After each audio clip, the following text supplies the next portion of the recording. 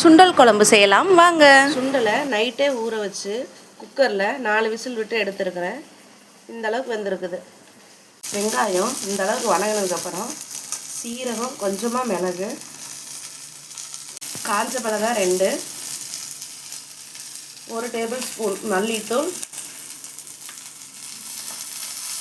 2 table spoon mutton masala தூள்,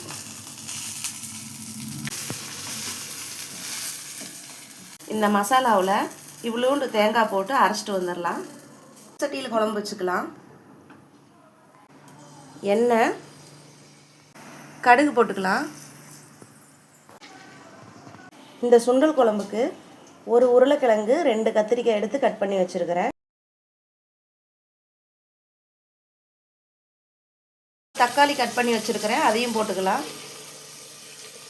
அரைச்ச மசாலாவை ஊற்றிக்கலாம்.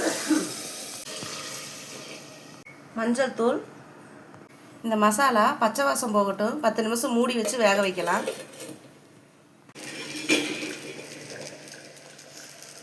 பத்து நிமிஷம் ஆயிடுச்சு. குழம்பு பச்சை வாசம் போயிடுச்சு. இப்போ உப்பு போட்டுக்கலாம்.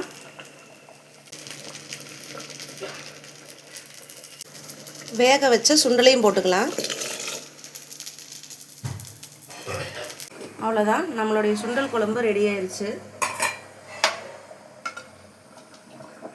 சாதத்துக்கு, சப்பாத்திக்கு எல்லாத்துக்குமே நல்லாயிருக்கும். ட்ரை பண்ணி பாருங்கள்.